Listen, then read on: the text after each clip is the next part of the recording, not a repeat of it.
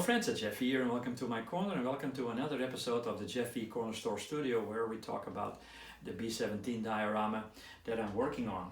In the previous chapters we talked about the base and we talked about the layout of the diorama itself. I showed you that I finished the railroad, or at least part of the railroad, because I had to get that in place before I can work on the actual model. I will build the model and the diorama simultaneously because I have to be able to adapt the model to the groundwork. But in this episode I would like to talk, or at least introduce some of the accessories that I'm going to use. It's quite a lot. I'm not going to go into detail with each accessory because we will do that whenever we'll tackle that particular accessory during the build. But I just wanted to show you before I rip open the packages what I got so far. Also, I will show you a couple of the books I'm using. That I have several books of the B-17, maybe a little bit too many, but there's only a couple that I use that I really keep close on my workbench just to make sure that I don't make any mistakes. At the end of this video about the accessories, I will also post some still pictures about the work I've been doing so far on the cockpit and on the Bombardier's compartment. I did some super detailing left and right.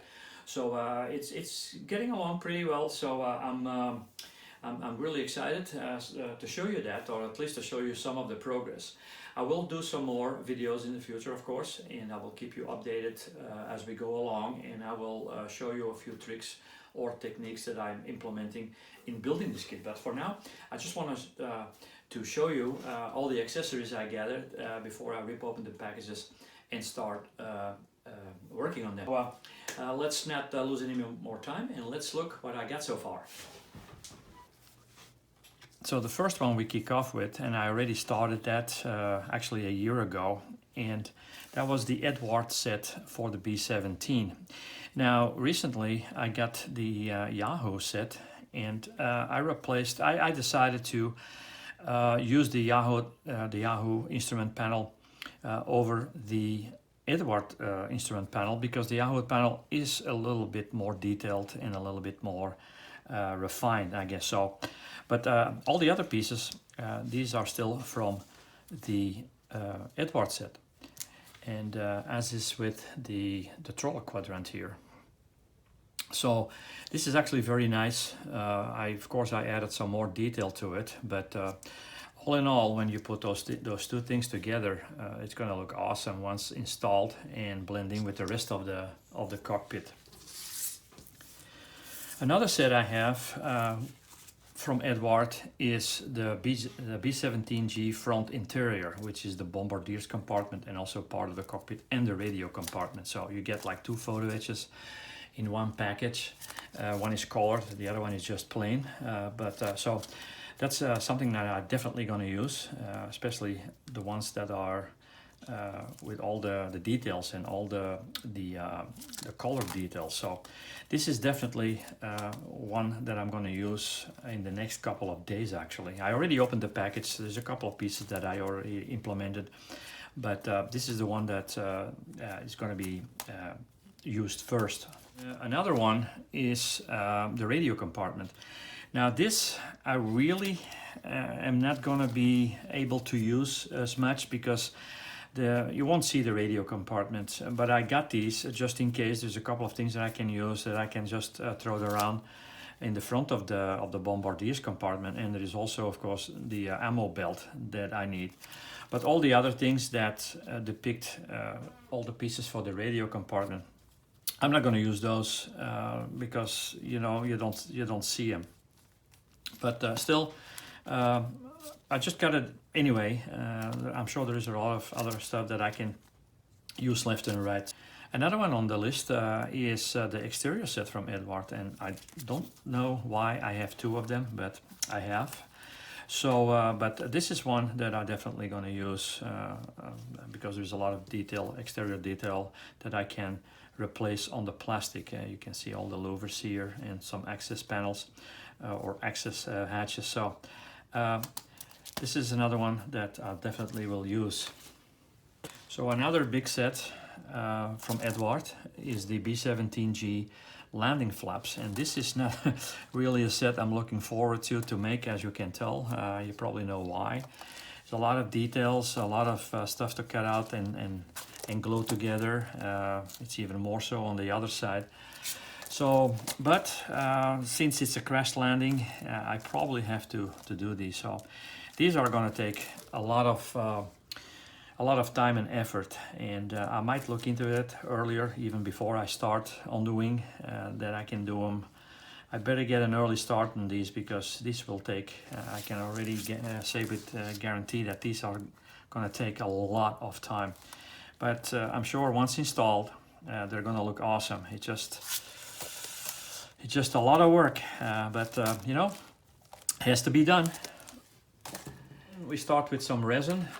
We have here B-17G guns, again from Bresson, from Edward, which will replace the guns in the kit. Now the guns in the HK kit are not all that bad, but you know, of course, Edward is always a little bit better, or at least a lot better in this case. So that was a no-brainer to get those guns, especially since the whole front is going to be open, and you're going to see all the details. So these are extremely well done. So that's definitely a must. Then we have the B-17 superchargers, and I don't know that I'm going to use these, or at least all of them, because the B-17 is going to be on his belly, and you're not going to see much of the underside, but there are a couple that are side mounted on the engines. So, but you know, since I have them, I might as well use them. It's just to know the fact that they're there. So, but very, very well. If you're planning to build a B-17 and not crash land it, then these are really, really recommendable. Very beautifully done. So that's definitely an asset to any B-17 in 1/32 scale. Then we have the engines. I got all 4 of them. And since it's that scale, since it's in a big scale, these are a must. Also, because you're going to be up close and personal with the whole airplane, and the engines definitely needed an overhaul. Not that the engines are all that bad in the kit itself, but these are definitely an improvement over the kit parts. So I got all 4 of them. Again, more work to do, but definitely, as I can tell from looking at the picture, definitely worth it. Another set I'm going to use are the wheels. 90% if a plane makes a landing with the wheels down, they snap off, so they're going to be definitely visible on the diorama. So also a nice improvement over the kit wheels. Again, the kit wheels are not all that bad. This is not really a must, but it is an improvement. So like I mentioned so many times before, I just don't want to cut any corners. So. Then, if you're familiar with the B-17, a lot of the interior, especially on the floor and on the tables and some of the bulkheads, they're made out of wood. And I got a couple samples here left and right, maybe a little bit of overkill as far as the wood is concerned, but these are all different wood patterns that I acquired. And I'm going to see what fits the most or the best, because there's a lot that are going to be visible, especially in the front. The whole floor is going to be visible. Let's say here, this is the floor of the Bombardier, where the Bombardier is located, and this is where the chin turret pivots. But all these things here are all made out of wood. So, and then there is the table, the Bombardier's table, the Navigator's table, and so I'm going to see which one I like the most. Here from HDW decal. This looks really impressive. So I don't know. I got a couple good ones. Like this is from Ushi van der Rosten. They have a nice decal that looks very, very the part. So they even got 2. So I don't know yet. We'll see when we get that far. But I think I might go with this one, since this is. This looks really like plywood, and it almost has the same color, so I have to cut it and make it fit, but I'm sure that's not going to be a big deal. I also am going to throw some spent casings around in the cockpit and in the front, so I got a couple of the 50 caliber shells with ammo belts from Mission Models, That's always a nice little detail that we can add it if you throw some spent shells around. That always puts some extra drama into the story. Then last but not least, I picked up a couple decals from Kids World. One is the Little Mischief and the other one is also from Kids World, but it's more like stenciling or generic decals. As I mentioned maybe early in the beginning, I'm going to try to do my own decals. I'm going to try to cut out my own stars and all that, but I'm not sure yet, but I definitely need all the small stencils and the small print. Also, it is a fictional airplane. The Dauntless Derece is a fictional story, but I would like to keep it as close to accuracy as possible, at least as far as the B-17 is concerned, and as far as the stenciling and all the other markings are concerned. So we'll decide when we get there, but at least I need these. I'm not really 100% sure I wanted to use the kit decals. They're very straightforward, they're very simple, and there's not much to it. So I definitely picked up this just for the stenciling.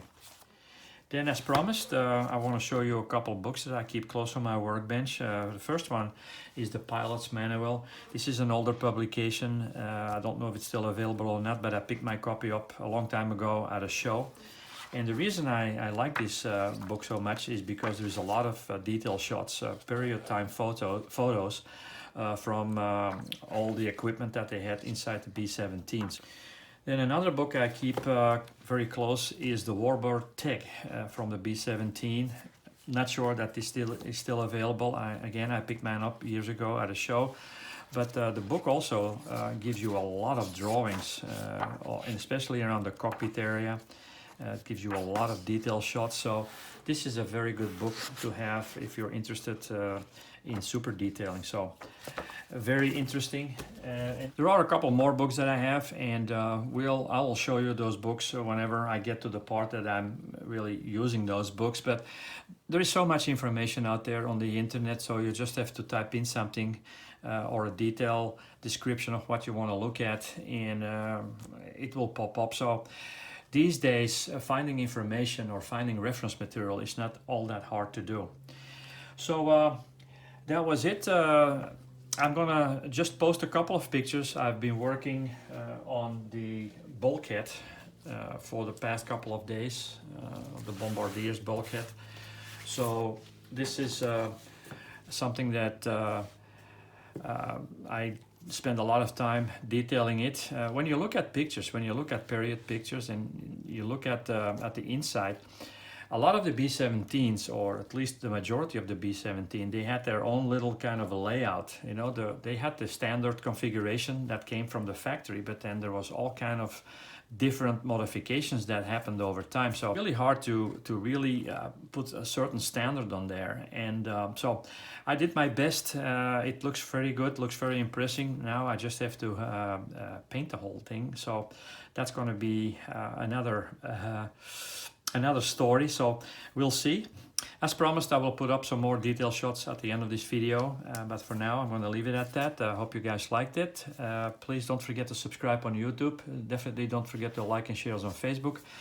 And we'll see each other again for the next chapter, where we'll do some more building and more detailing on the B-17. So up until then, Jeff E here, signing off.